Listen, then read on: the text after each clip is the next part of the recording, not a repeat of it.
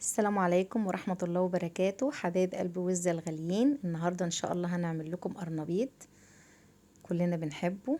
جبنا قرنبيطة جميلة حلوة كده صغنونة وقطعناها لمكعبات صغيرة، قطع صغيرة زي ما انتوا شايفين كده. انا بفضل اجيب القرنبيطة الصغيرة احسن من الكبيرة. ممكن تجيبي 2 صغيرين بدل ما تجيبي واحدة كبيرة. قطعته زي ما شفتوا، حطيت حلة على النار وحطيت فيها مية. المية هتغلي معانا وهنحط معلقة كمون وكركم وملح، وننزل القرنبيط بتاعنا في المية اللي بتغلي. هنسلقه معانا،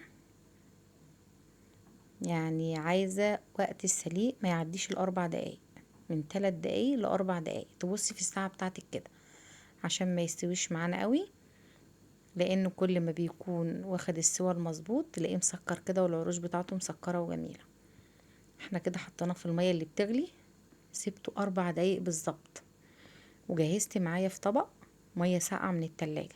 تجهزي بقى مية بتلج، مية ساقعة من التلاجة، تاخديه تحطيه في مية تحت الحنفية على طول. شفتوا انا كسرتها بايدي، كسرت كده لسه فيها ايه، سنة بسيطة.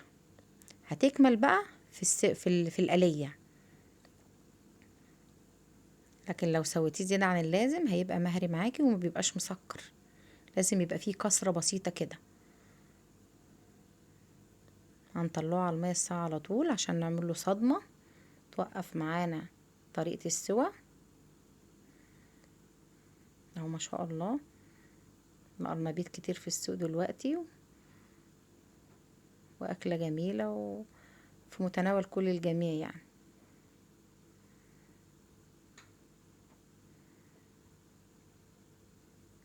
هنجيب بقى المقادير بتاعتنا اللي احنا هنعمل بيها الخلطة دي. 1.5 كوب دقيق و3 معالق كبار نشا، ودي ربطة كزبرة على شبت، ومعانا كزبرة وكمون وفلفل اسود وكركم، ومعانا 3 بيضات وكيس بيكنج باودر وكوباية لبن. وممكن نستبدل كوباية اللبن دي بكوباية مية، بس انا بحب احط لبن. هنحط اول بيضة، احنا ممكن نحط بيضة واحدة، بيضتين براحتك. البيض انا حطيت 3، خير الامور الوسط. حطيت معانا 3 بيضات وحطيت معلقة ونص بيكنج باودر، وهنشيل بقية الكيس عشان هنحتاجه معانا في بقية الخلطة بتاعت القرنبيط. هنقلب البيض معانا على الدقيق والنشا كده بالراحة كده، واحدة واحدة براحتك.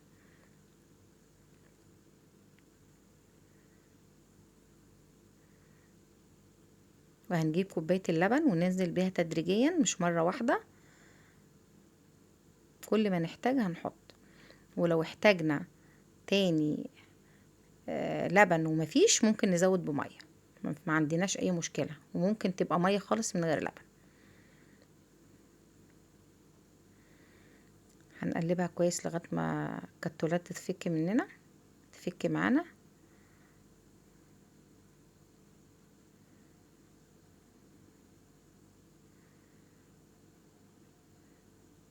كده هنحط كوباية اللبن كلها ونقلب لغاية ما نوصل للقوام المظبوط اللي احنا عايزينه. اهي بسم الله ما شاء الله، القوام جميل مظبوط زي القوام الكيكة. نزلنا فيه البهارات بتاعتنا.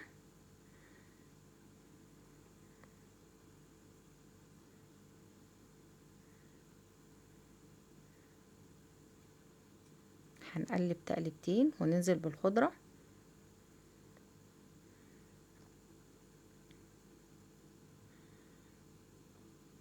طبعا انا حسيت لما الخضرة نزلت ان السمك بتاعه بقى تقيل، فهجيب نص كوباية مية.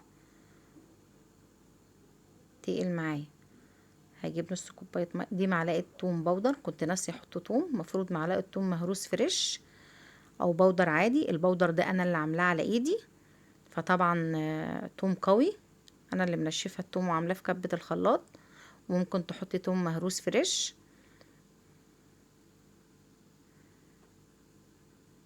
انا هحط كوبايه نص كوبايه ميه تاني عشان اظبط القوام، عشان ما يبقاش تخين قوي معانا.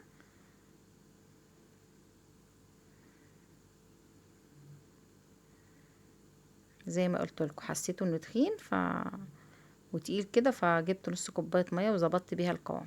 ولو في لبن حطي لبن براحتك. كده تمام. عملنا الخلطه السائله بتاعتنا، وطبعا القرنبيط احنا طلعناه في مصفى عشان يصفي الميه. هنجيب بقى الخلطه البودر اللي احنا هنتبل بيها القرنبيط قبل ما نحطه في الخلطه السائله.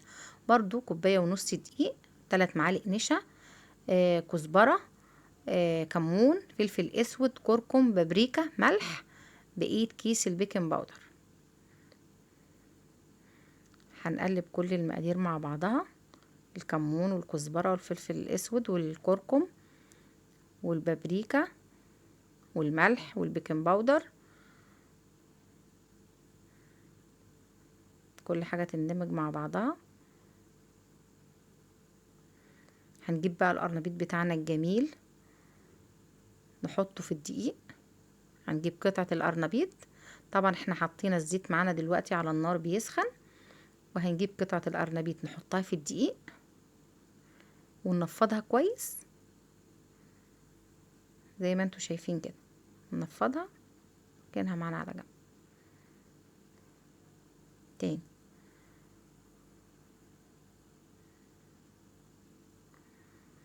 هنعمل ايه بقى بعد كده؟ هناخد قطعة الدقيق، قطعة القرنبيط اللي احنا حطيناها في الدقيق ونفضناها، وننزلها معانا في البولة في الخليط السائل. جبنا القرنبيط حطيناه في الدقيق ونضفناه، وهننزله هنا في البيض واللبن، ونطلعها نحطها في الدقيق تاني. دي الطريقة اللي هتخليه مقرمش معاكي لاخر حتة، حتى لو بات هتلاقيه مقرمش وجميل. طريقة عاملة زي طريقة الفراخ الكريسبي كده.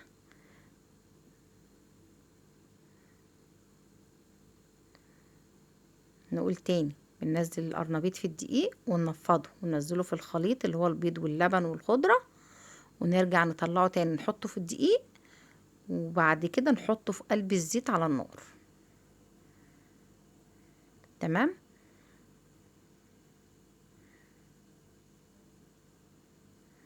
هنطلعها من الخلطة نحطها في الدقيق وبعد كده في الزيت على نار متوسطة.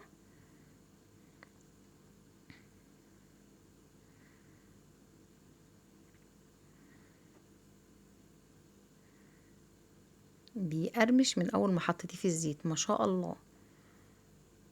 صوت الخرفشة كده وانتي بتقلبيه والقرمشة ما شاء الله.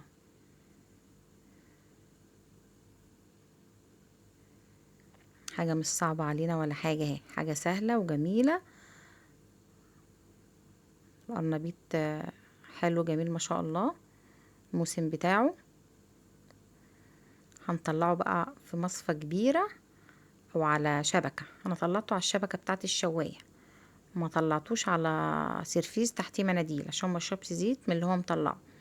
وكده كده ما شاء الله ما شاء الله هو مقرمش وجميل. نحطه على الشبكة عشان بواقي الزيت تصفي من عليها. وزي ما انتوا شايفين الزيت نضيف اهو وجميل. حد يقول لي بقى ده بيبقى الزيت محروق، ده بيبقى مرغي، ده الزيت بيتحرق، كل حاجة قدام عينيكم ما شاء الله. فراخ ما شاء الله على الطعم والريحة والقرمشة الجميلة. هنقلي معاكم طاسة كمان، نحط القرنبيطة في الدقيقة وننفضها ونحطها في قلب الخليط السائل ونطلعها في الدقيق وننزلها في الزيت تاني. مش هنطول عليكم، هنقلي معاكم الدور ده كمان اهو ما شاء الله. اللهم صل على النبي.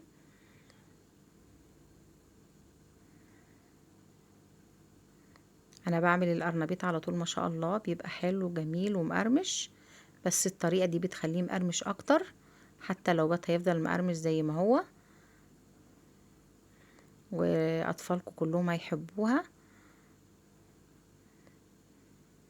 وما شاء الله. واحنا بنقلبه متماسك ولا مهري ولا حاجة، لان احنا سلقينه بطريقة كويسة. قعدنا 4 دقايق في المية بنطلعه كده، هو لسه فيه كسرة تانية. الكسرة ديت بتستوي معانا واحنا بنقليه، بيبقى طعمه مسكر. تقلبيه لغاية ما يجيب اللون الذهبي الجميل.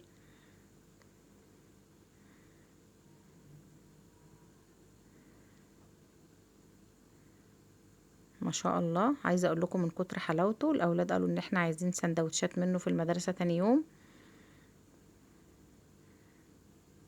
ما شاء الله اللهم بارك.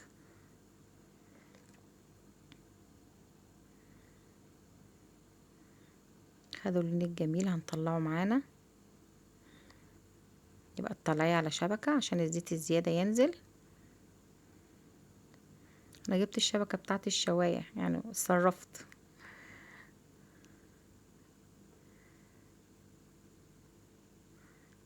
ما شاء الله.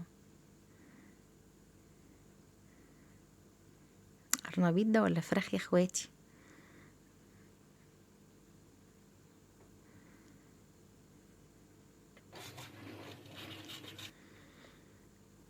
بصوا بيقرمش ازاي. نكسرها بقى ونشوفها. ما شاء الله ما شاء الله، فراخ جمبري قرنبيط، حاجة كده زي العسل. جربوا القرنبيط وهتحبوه، وسهل وبسيط. كان عندنا بصل اخضر وجرجير غسلناه جنبيه، وبتنجان مقلي وفلفل.